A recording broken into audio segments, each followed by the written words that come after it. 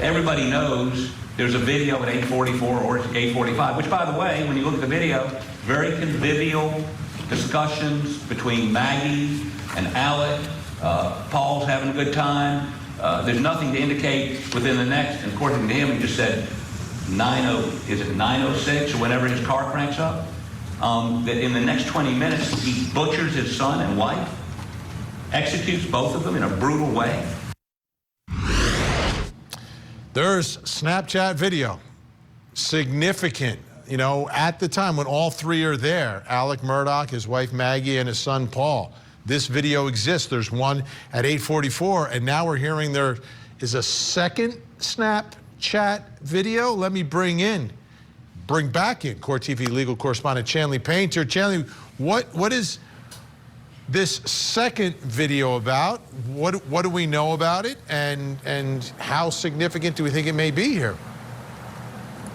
I'm hoping we find out tomorrow afternoon in opening statements what this second video is about, because it was a Snapchat on Paul's phone sent to friends apparently at 7:56 p.m., about an hour before prosecutors say he was brutally murdered.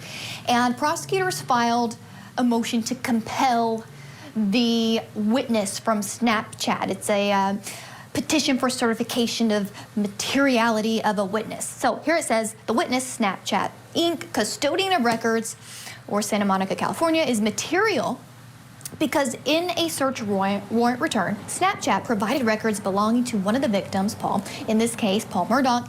Amongst other things critical to the case is a video sent out to several friends at approximately 7:56 p.m. on the night of the murders, Vinny. We don't know what video this is, but it apparently is important enough that prosecutors wanted to put this petition forth, which the judge granted. So we will be hearing from this custodian of records of Snapchat. Now, two videos from the night of the murder, incredibly large. And also another petition today connected to Google. What's going on there? Yeah, this one's a little bit more mysterious. This one is the same type of petition, but for Google location data. This says the witness, Google LLC, custodian records, Mountain View, California, is a material witness because Google responded to a search warrant with records indicating no devices with Google location data being stored by Google were present at the time of the double murder. Not sure what this means, Vinny, but that is very interesting that none of the cell phones, so that would be Paul's, Maggie's, Alex allegedly, were with Google location data. None of those devices were storing their location or pinging their location, I guess, maybe that's what it means, I don't know. But at the time of the murder. So this is also important to the prosecution where they're going to have this as part of their case as well. Yeah, that one's got me scratching my head a little bit, but we'll see. I mean, that's what evidence is for. That's what the opening statement is for, and arguments to try to put these things together. All right, Chanley Painter, she'll be joining us again at the top of the hour. Let's bring in some guests. Joining me tonight in Columbia, South Carolina, criminal defense attorney Lori Murray, and also in Columbia, South Carolina, Gloria Satterfield's estate attorney, legal partner at Bland Richter LLP, Eric Bland, back with us. Great to see you both again. Lori, what do you think about these two videos now, this second video? What story could they possibly tell? How vital is this? Prosecutors want it. I'm completely baffled by the second video that we're talking about. I haven't heard anything about it. And I'm amazed that we haven't heard from the friends of Paul Murdaugh that released this Snapchat video. I mean, this is one of those bombs that has been dropped. So I'm completely baffled. I have no idea what it means unless it's another video that places Alec at the scene and a kind of conversation. Maybe it's not a convivial conversation in the background. All right, Lori, we're having a little bit of trouble with your audio. We're gonna get that fixed. But Eric, what are your thoughts also about? Great to see you. About two Snapchat videos, the night of the murder, all three people that are supposedly involved in all this, according to prosecutors. How important are they? I think they're important. Obviously, the defense is going to say that this shows that this is a normal family interacting with each other no stress, no discord. This is a son just sending out videos. It's going to have Alex's voice on it. From what I understand, it's not as happy and convivial as Dick indicated in court today, Dick Harpootlian. So we'll have to wait and see. Regarding Google, it's probably on the location of the phones, and maybe at the time of the murder there was no movement on the phones, and all three phones showed that they were at the same location, which could be at near where the dog kennels are. I want to backtrack a little bit, Vinny.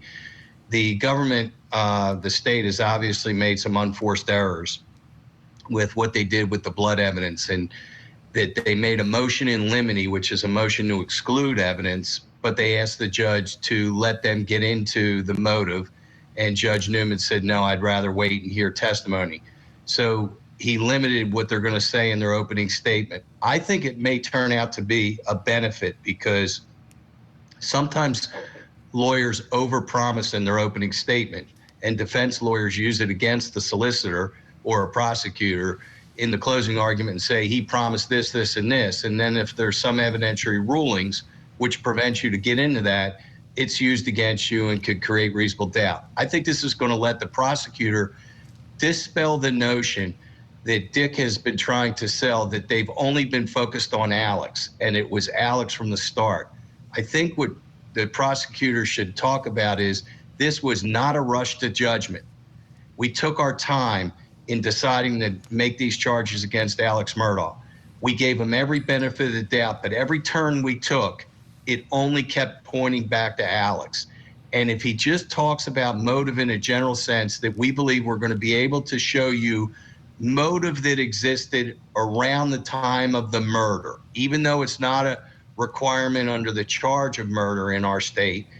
I think if he sticks with, we're going to show it to you around the time of the murder, I believe that Judge Newman is going to let in some of the financial pressures that Alex was under, specifically on the day of the murder, his law firm confronting him and saying that there was missing money, and possibly the fact that Maggie wouldn't sign over the beach house as collateral for a loan. Look, it's a strange motive. Motive is usually with a husband and wife is, somebody's having an affair, or there's some theft going on. There's something that creates this tension. The jury's going to want to see something extraordinary, Vinny, to convict him for killing his child. That is the Rubicon that's crossed that you hardly ever hear about. I mean, domestic violence happens all the time, unfortunately. But I think this could work to the advantage of the prosecution, because they're not going to be able to overpromise. That's a great point.